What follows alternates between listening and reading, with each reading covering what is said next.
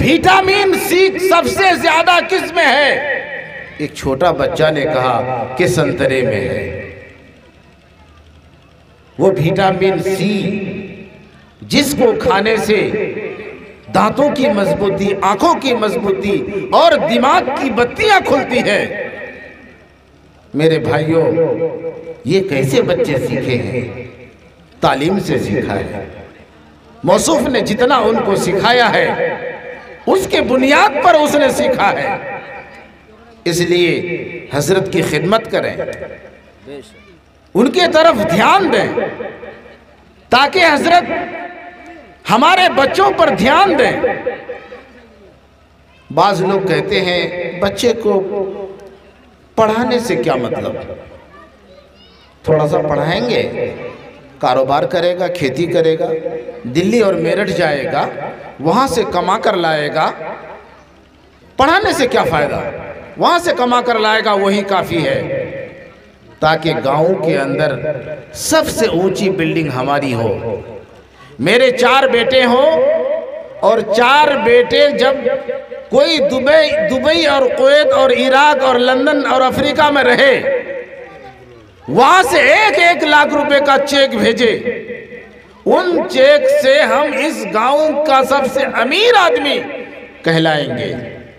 मेरी बिल्डिंग जो होगी इस गांव में सबसे ज्यादा ऊंची होगी, लोग रातों दिन सलाम ठोकेंगे।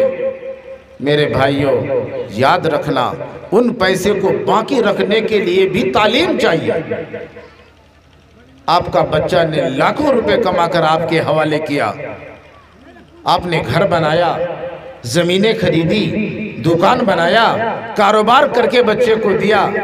जब बच्चे अपनी जिम्मेदारी पे आएंगे, हमारी सेहत जब डामाडोल होने लगेगा तो उस वक्त क्या होगा? माँ बाप का कदर नहीं करेगा। माँ कौन है पूछेगा नहीं। आप उस वक्त कहेंगे मेरा बेटा ने तो लाखों रुपए कमाकर हमें दिया और उन पैसों को लेकर हम हर दिन मछली खाया करते थे, गोश्त खाया करते थे, लेकिन बच्चे को पढ़ाया नहीं था, बेटे को पढ़ाया नहीं था, बेटियों को पढ़ाया नहीं था। कल यही बच्चे हमारे 5-5 औलाद, 4-4 औलादें जान के उबाल बन जाएंगे।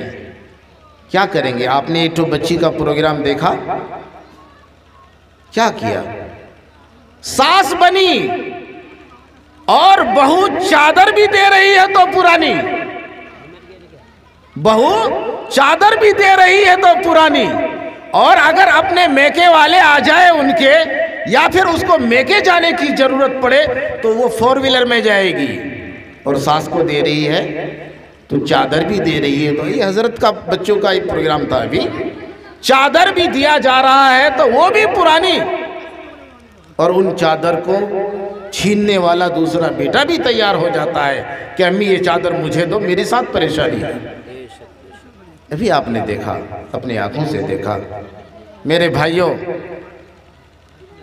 अगर उन बच्चों को तालीम नहीं दिया आपने और हमने, कल क़यामत के दिन जब बच्चे जहन्नम की तरफ जाएंगे, हमारा गिरेबान पकड़ कर पूछेगा, अब्बा हमने तो सऊदी से कमाकर लाखों रुपए तुम्हें दिया था, मेरे बच्चे को तालीम नहीं दिया तुमने, हमें तालीम नहीं दिया तुमने, आज मैं जहन्नम जा रहा हूँ, आप जन्नत का रुख कर रहे हैं। मेरे भाइयों, कल क़यामत के दिन हमें जन्नत से घिसेट कर जहन्नम के तरफ ले जाया जाएगा। बच्चों ने कमा कर दिया, फजूल खर्ची कर दिया। आपने सुना कि ये चादर, वो कहती है, उसकी सास कहती है और बहू कहती है मुझे चादर दो, सास कहती है। और जब बहू देती है पुरानी चादर तो उसको याद दिलाया जाता है, आपने भी तो अपनी सास को पुरानी चादर दिया था। ये भी बच्चों का प्रोग्राम है। ये सीखने की ज़रूरत है। मुकालमा जो होता है वो सीखने के लिए होता है ताकि हमारी ज़िंदगी में सुधार आए। याद रखो लोगों,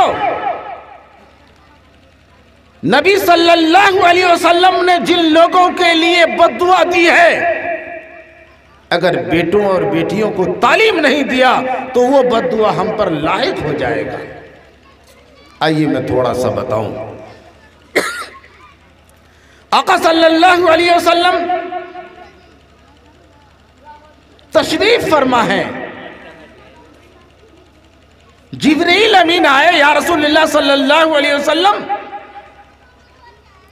हलाक हो वो शख्स जिसको रमजानुल मुबारक का बाबरकत महीना मिले और वो नेकी कमाकर जन्नत का दाखिला उस पर वाजिब न हो जाए, वो जन्नत का हकदार न बन जाए।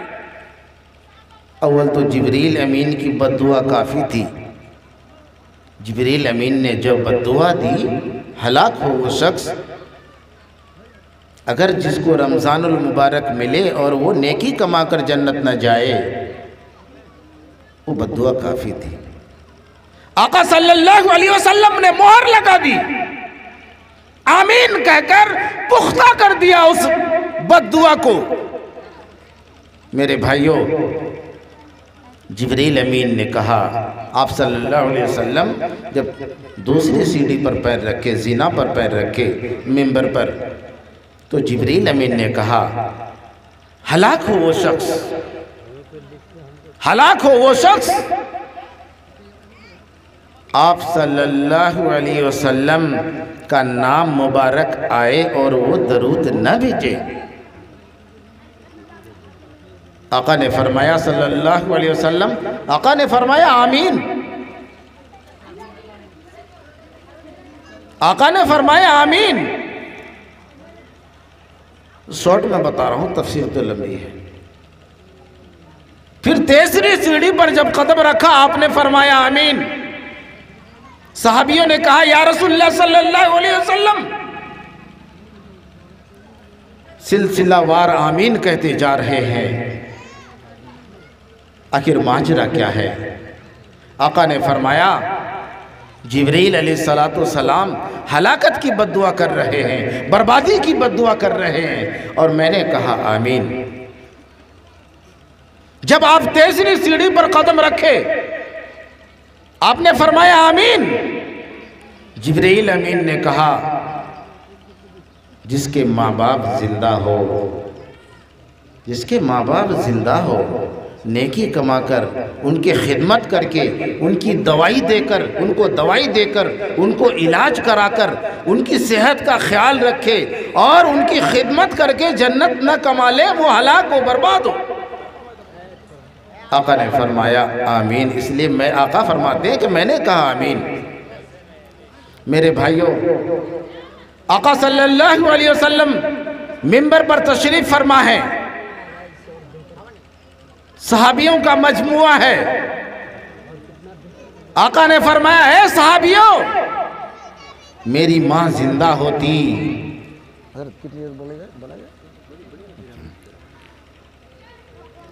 आका सल्लल्लाहु अलैहि वसल्लम फरमाने लगे, है सहाबियों, मेरी मां जिंदा होती, सामने से खिड़की खुलती और कहती, बेटा मोहम्मद, ऐ सहाबियों, मेरी मां जिंदा होती। सामने से खिड़की खुलती और खिड़की से आवाज आती, ऐ बेटा मोहम्मद, ऐ सहाबियों, तुम्हारे सामने मैं नमाज, तुम्हारे आगे में नमाज पढ़ा रहा होता।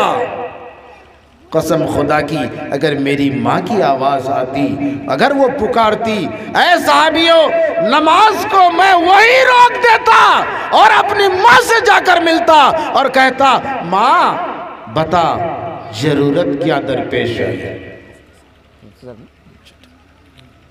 क्या दरपेश है। मेरे भाइयों, ये होगा कैसे? तालीम से। आका सल्लल्लाहु अलैहि वसल्लम फरमा रहे हैं, साहबियों, मैं छोटा सा था, 7 या 8 साल का था, मैं छोटा सा था। आका फरमा रहे हैं, ऐ साहबियों, मैं छोटा सा था, नानी के घर से लौट रहा था, मकामे अबुआ में मेरी माँ का इंतकाल हो गया। मुझे इतना इल्म नहीं था, यानी मैं इतना बड़ा नहीं था कि मौत क्या होती है, लोग मरते हैं तो जाते कहाँ हैं। ऐ सहाबियों, जब मेरी माँ का इंतकाल हुआ, मेरी माँ इस दुनिया से रुखसत हो गई, वहां के लोगों ने काली पहाड़ी पर दोनों तरफ से पत्थर को खड़ा किया, चट्टान को खड़ा किया, फिर दोनों तरफ से चट्टान को खड़ा किया और मेरी माँ को बीच में लिटा दिया और ऊपर से चट्टान रख दिया। ऐ सहाबियों, जब मेरी माँ उस चट्टान के अंदर दफन हो गई, मैं दौड़ता हुआ उस काली पहाड़ी पर चढ़ गया और उस कब्र मुबारक से अपनी माँ की कब्र से लिपट गया और रोने लगा, अम्मी जान उठो, अम्मी जान उठो, अब्बा भी नहीं है, आप भी हमसे रूठ गए हैं, आज इस पत्थर के नीचे लेटे हुए कब्र से लिपट गया। आका फरमाते हैं, ऐ सहाबियों, जब मैं कब्र से लिपट गया, वहां के लोग मेरे हाथ पकड़कर खींचने लगे, नीचे उतार दिया, उस काली पहाड़ से मुझे नीचे उतार दिया, फिर मुझे खींचकर घर लेके गया। और साहबियों, अगर माँ जिंदा होती, सामने से खिड़की खुलती, अगर कहती बेटा मोहम्मद, और साहबियों, अगर मैं मस्जिद नबवी में नमाज पढ़ा रहा होता, मैं नमाज की नीयत तोड़ देता और माँ से जाकर मिलता और कहता, माँ बता जरूरत क्या है, पेश आई। मेरे भाइयों, आज माशरे की बुराइयां देखें, माशरे की बुराइयां देखें। ससुराल वाले आए हैं हमारे घर, एक आंगन है, कई घर है, एक में माँ है, एक में बेटा है, अपने उसारे में, अपने धाप में, अपने बरांडे में ससुराल वाले के साथ मुर्गा पुलाव, गोश्त, बिरयानी खा रहा है और हमारी माँ दवा के बगैर, टेबलेट के बगैर सिसक कर वहां पर रो रही है। बीमारियों की वजह से सिसक कर दम ले रही है और हम मुर्गा और पुलाव खा रहे हैं ससुराल वाले के साथ। तालीम अगर हम अपने बच्चों को नहीं दिया, यही नतीजा होगा जो मैं बता रहा हूं। इसलिए तालीम दो, और तालीम भी दीन के तालीम दो। अल्लाह तबारक व तआला उस इंसान को पसंद करता है जो कुरान सीखे और सिखाए। दुनिया में सबसे अफजल इंसान है, कुरान सीखे और सिखाए, अल्लाह उसको पसंद करता है। इसलिए दीनी तालीम दो। मैं ये नहीं कहता हूँ दुनियावी तालीम मत दो, वो भी दो, ज़रूरत मुताबिक दो। हमारा बेटा एक पार्लियामेंट में भी होना चाहिए, हमारा बेटा डॉक्टर भी होना चाहिए, हमारा बेटा कोर्ट में भी होना चाहिए, हमारा बेटा MBBS डॉक्टर भी होना चाहिए। मैं ये नहीं कहता हूँ वो मत दो, लेकिन पहले दीन की तालीम दो, बाकी दुनिया की तालीम बाद में दो। पहले दीन की तालीम से आरास्ता वो पे रास्ता करो।